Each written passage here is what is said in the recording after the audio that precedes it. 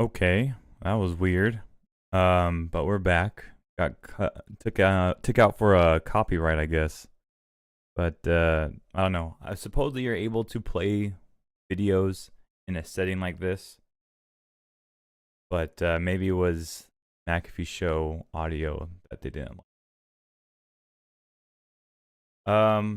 Let's just go straight into the predictions for today. Got Niners Rams, like we were saying earlier. Niners Rams, and a 1.5 point advantage to the Rams, making them the underdog for today. This is a crazy, crazy line because I like everything Rams in this game. Niners, Trent Williams, out for this week. Bad injury last week, so I don't know if he's gonna how they're going to go ahead and fix that spot on the line for them. I think it's going to cause a lot of trouble, especially when you have Aaron Donald in your face all day. Going to make for a really difficult time for Jimmy G and Shanahan, that Niner offense. Let's see what else. Let's get into something here. Let's kind of set the table up for the matchup today. Let's go to games if I can. Let's see. Be able to go to. Okay, here we go. Yes, here we go. All right, let's look into the game here today. Kickoff at 5:15. This where sleeper. We gotta do better than this, man. This is not the one. All right, let's go into the fantasy matchup then, I guess. All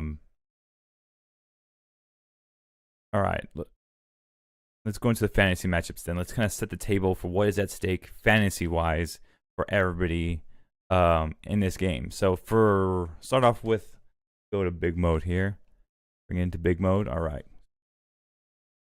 All right, here in big mode, we got myself versus the Mean Machines in Tabo in a... I mean, it's going to be uphill battle for me. I'm not going to lie to you. I don't feel too confident in this one. Tabo's got a 23-point deficit to kind of come over.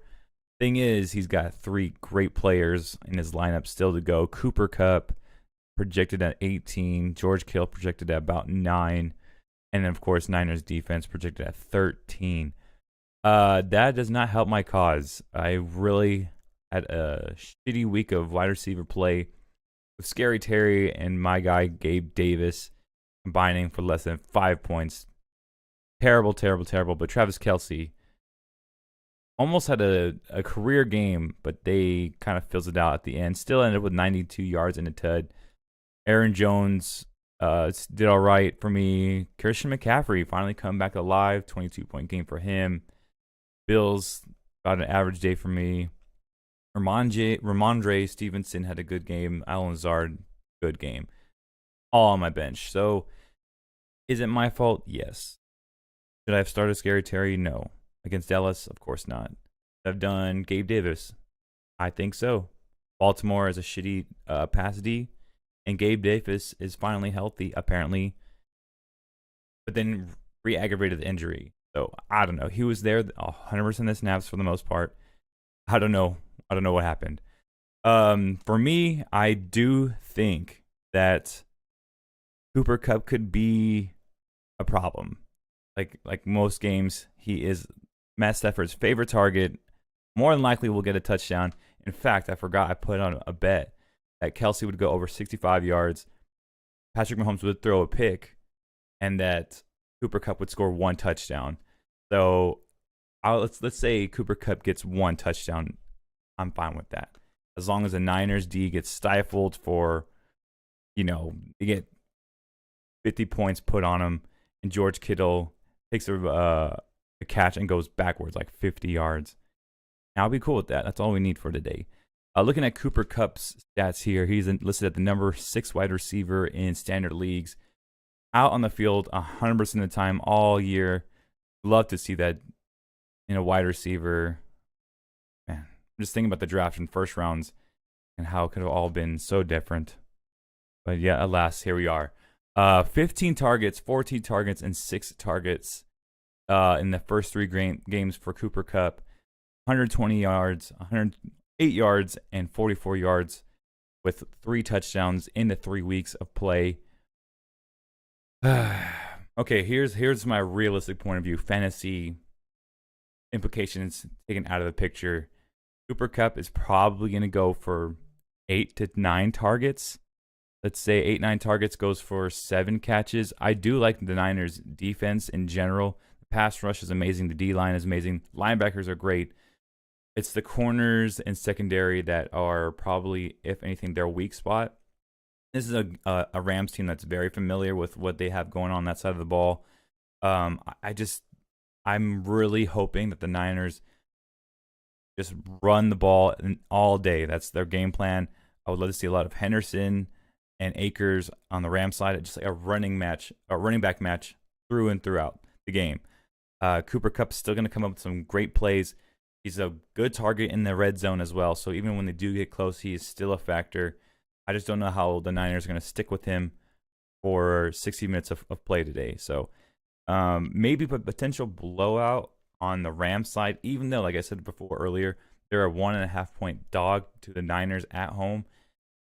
Cooper Kupp is going to be a big, big problem today. I know we're talking about in the chat, in the group chat, Hunter was saying that he needs Debo to just go quietly into the night. So I kind of want to check out what that matchup is looking like there. We got the Fool's Gold. Yeah. A little something Hunter in the Fool's Gold going against the Llamas and Christian. Christian looking for his first win of the season, man. I would love to see it, but man, it's going to be a rough and bumpy ride. Looking into the matchup, it is 107 for Christian and 111 for Hunter. A 4-point upper hand for the Fool's Gold, with all their players playing except Debo Samuel going against Darrell Henderson and Robbie Gould. Boy, oh boy, is this a matchup right here. I love this one right here, actually. This one can go either way. I would love to see Christian and the Llamas get their first win of the season. It's much earned. Patrick Mahomes had a great night. That pick probably is going to be the difference in this matchup with how close it is. Derrick Henry, 25 points. The Yeti is back in full force. Amari Cooper, kind of a dud. Thielen played great early. Joku gets a 73-yard game under his belt. Clyde Edwards-Helaire, surprisingly to me, great game, nearly 100 yards rushing, a touchdown receiving, and a touchdown running. Great job by him. I will say to Hunter, be a little bit wary of Isaac Pacheco, potentially stealing a lot of those important plays. He was there a lot last week. I think it's the first time we saw them, and especially in a Tampa Bay defense like that. Clyde Edwards-Helaire owners might be a little bit sketched out seeing that. So think about that. He's still a steady flex no matter what. Going into the matchup here, I'm glad Christian saw early that to take Kamara out of that game. That was a very late pull by the Saints there. So very, very clutch coaching decision there by Swoosh to get up early, watch that game, and see how that happened. That was like a 6 o'clock game. I don't know what you're doing, but well done. I would have been my downfall there.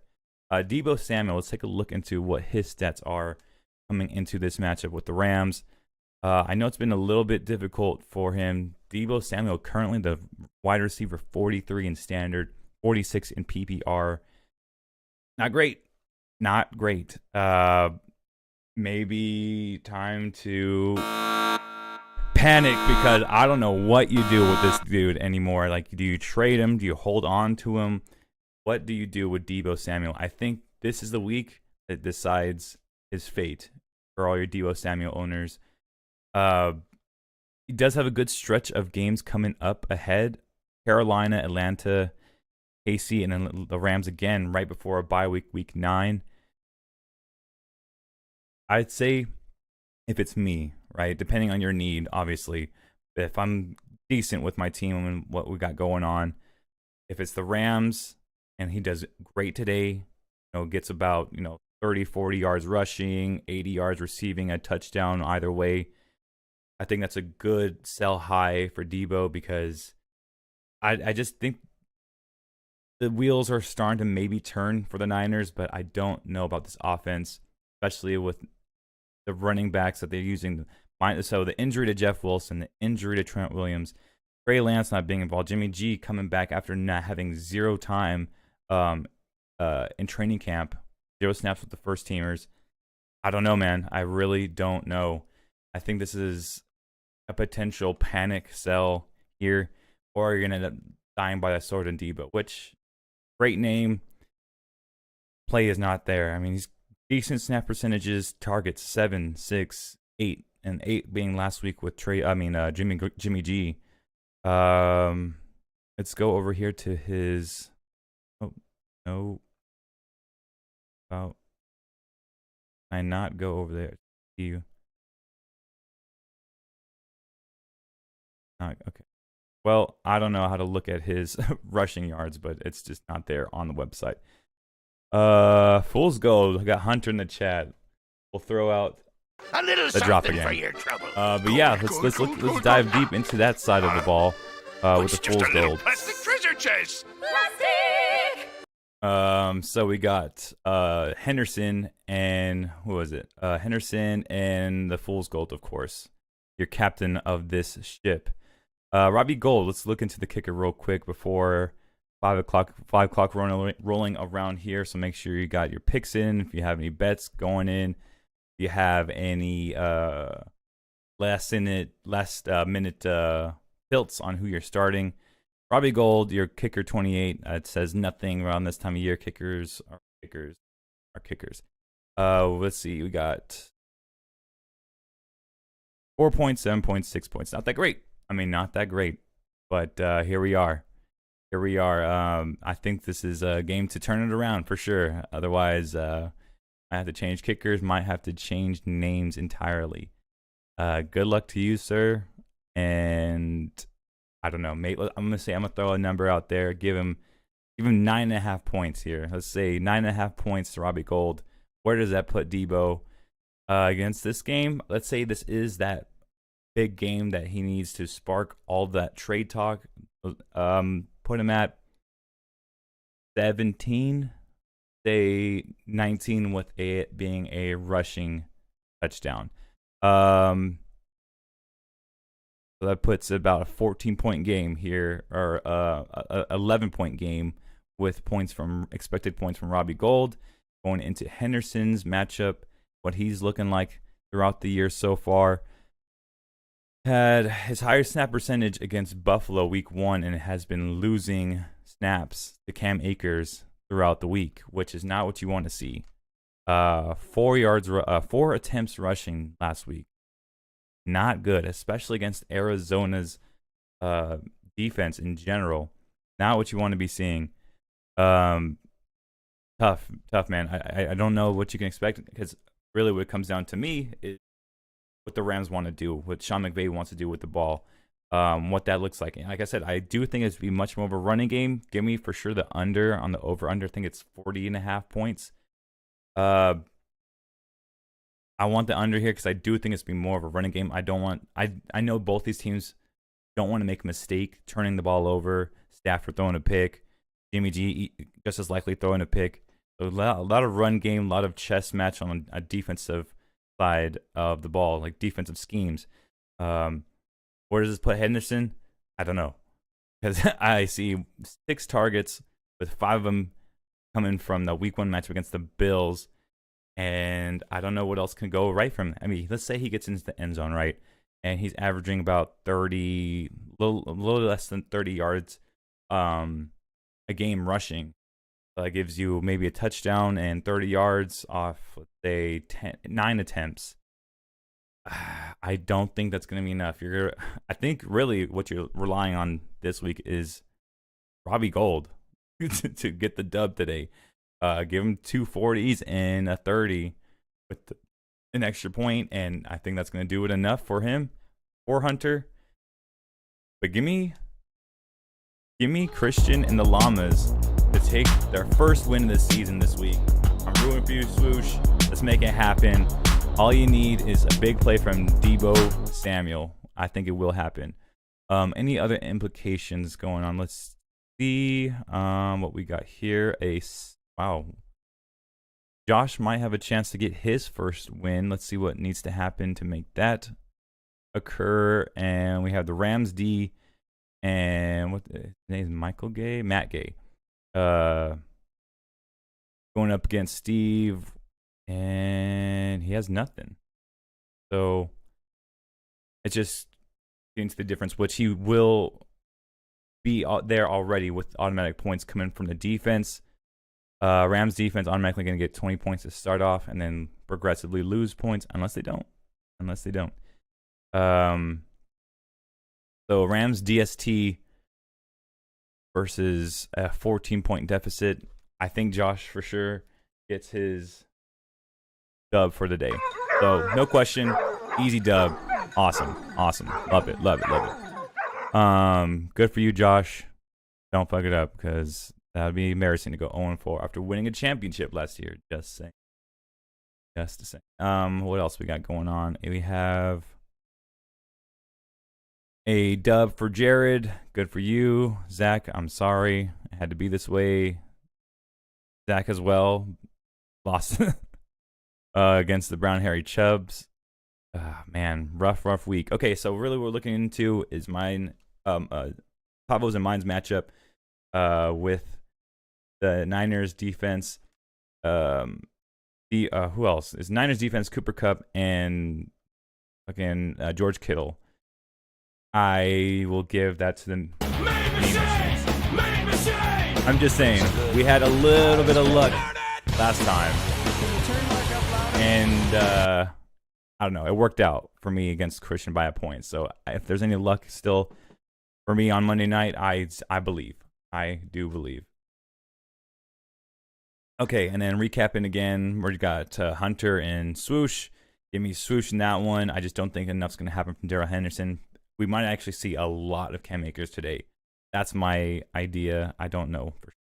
And then Josh to get the dub with the Rams DST going against just a 40-point deficit against Steven, who, if it wasn't for Jonathan Taylor's ankle, I think would have had a bigger push in getting away with this one.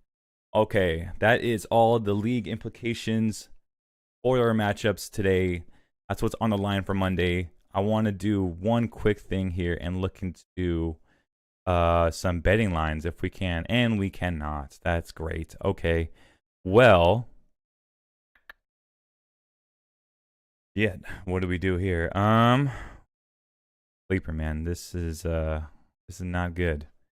Well, we'll just have to cut it there. Game's starting in about 10 minutes. Let's talk. Let's see maybe if there's a line I can find real quick that I like. Let's see. Let's find a quick one here. Yeah, I can find a.